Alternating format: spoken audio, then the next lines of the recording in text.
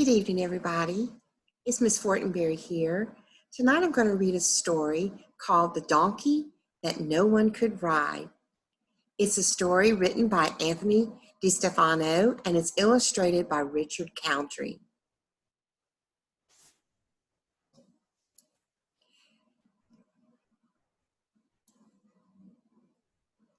Jesus went on toward Jerusalem and he sent 2 disciples ahead.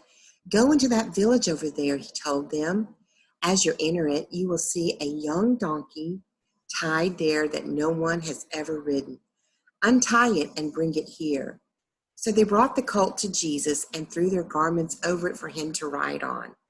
As he rode along, the crowd spread out their garments on the road ahead of him. All of his followers began to shout and sing as they walked along, praising God for all of the wonderful miracles they had seen. Blessings on the King who comes in the name of the Lord. Peace in heaven, glory in highest heaven. Luke 19:28 through 38. There once was a donkey, young, weak, and small, so weak he could carry nothing at all. Even when children sat on his hide, he'd wobble and tumble and fall on his side. No matter how he tried or cried, this was a donkey that no one could ride.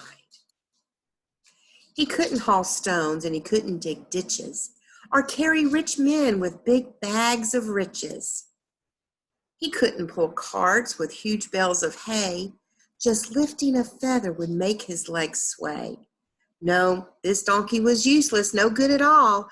Too puny, too shaky, too scrawny, too small. Now the donkey's owner was quite mean and tough, and he said to the donkey, "I've had quite enough." He pointed his finger and said with a huff, "You can't lift a person no matter how light, so take all your things and get out of my sight. Go away from here, donkey, go away and just hide. What use is a donkey that no one can ride?" So the donkey was led to the far edge of town, pulled by his neck, with his head hanging down. He was tied to a post on a small, dusty road, and left all alone while his tears overflowed. Left all alone and wondering why. He was born to be weak and born to be shy and born to be frightened and born to cry. Just then 2 men appeared alongside the post in the village where the donkey was tied. They came without warning on that fateful day, and they came and untied him and took him away. The donkey was frightened, and he said to the men, "Where are we going? Where are we going? And what about me? Please leave me alone and just let me be." "Keep quiet," the men said. "We mean you no harm. Just follow us quickly. There's no cause for alarm." And they walked on for miles and miles until they got to a town at the foot of a hill. At the foot of the hill stood a man, tall and thin, wearing a cloak and a beard on his chin. He had eyes that seemed sad and longish dark hair and a voice soft and gentle that floated on air. And he said to the donkey, "It's time that you knew about the great thing that you're destined to do. You'll carry me into the city, we two into the city. I'll ride on top of you." What's that you say?" cried the donkey with dread. "There's simply no way. You've been misled. I'm just a small weakling. You must go ahead and look for another to take you instead. You see, I'm just hopeless. Ever since I was born, I've been subject to insults and teasing and scorn. My back's somewhat crooked. My legs aren't strong. I'm just a big failure who does everything wrong. Won't you believe me?" the sad donkey cried. "Just leave me alone and cast me aside. I'm just a poor donkey that no one can ride." The man looked at him with a face that was wise, with a warm, tender smile and love in his eyes. And then in a calm and mysterious way, he opened his mouth and started to say, My help is enough. It's all you need. It's all you require in life to succeed. The weaker you are, the more strength I give, and I'll be there to help you as long as you live. I know you feel tired and frightened and broken, but do you believe these words that I've spoken? Do you believe? I ask you again, do you have faith? I can help heal you, my friend. For some reason, the donkey was sure that he knew the words the man spoke were honest and true. They were said with such kindness and caring and love, it seemed that they came from heaven above. The donkey burst out, I believe that it's true. I believe, I believe, I believe. Yes, I do. The man stretched his hand out and closed both his eyes. And then, to the little donkey's surprise, he felt a sensation he couldn't control from the top of his head right down to his soul. And all of a sudden, he realized now that his body was stretching and changing somehow.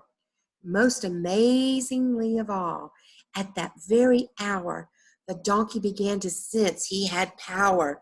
He didn't feel small or weak any longer. Instead, he felt stronger and stronger and stronger. He could feel in his body the energy flowing. He could see with his eyes that his muscles were growing.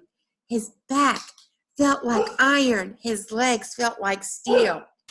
His chest felt so strong, he just couldn't be real. It's a miracle, the donkey cried out. A miracle beyond any doubt. In order to show all the thanks that he felt, the donkey bowed his head down and knelt in front of the man who had made him so strong, with a beard on his chin and hair that was long. The man looked upon him with sorrowful eyes, then sat on his back and told him to rise. We're bound for that city that's west of the hill. I have a great mission I need to fulfill. The donkey got up, and his tears had all dried. With big, bulging muscles, he started to stride. No longer a donkey that no one could ride. Now he had courage and power and pride. And he started to stride. He started to run. He couldn't believe he was having such fun. With a clippity-clop and a clippity-clop, he kept right on going with no need to stop. As they drew near to the gate of the town, the donkey could hear a very strange sound. The curious noise made his ears perk up. What could it be? It sounded like cheers. Soon crowds of people came into sight, shouting and waving their arms with delight. They were cheering the man and giving him praise, yelling hosannas and crying hoorays. It was amazing to see the love they expressed. They called him a prophet and said he was blessed. In front of the donkey, they threw with their arms flowers and garments and branches and palms, and they laid all these down and started to sing, calling the man a savior and king. The donkey was happy, gone were his tears. Never had people sung in his ears.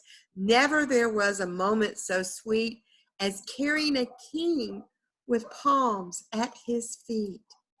And after all his life, the donkey rejoiced that the king had made such a wonderful choice. To help with the greatest mission of all, the king used a donkey, young, weak, and small. So every year at Easter time, renew your hopes again. Remember how a little faith can give you strength, and then gather all your friends around and tell the tale of when the tiny donkey carried Jesus into Jerusalem.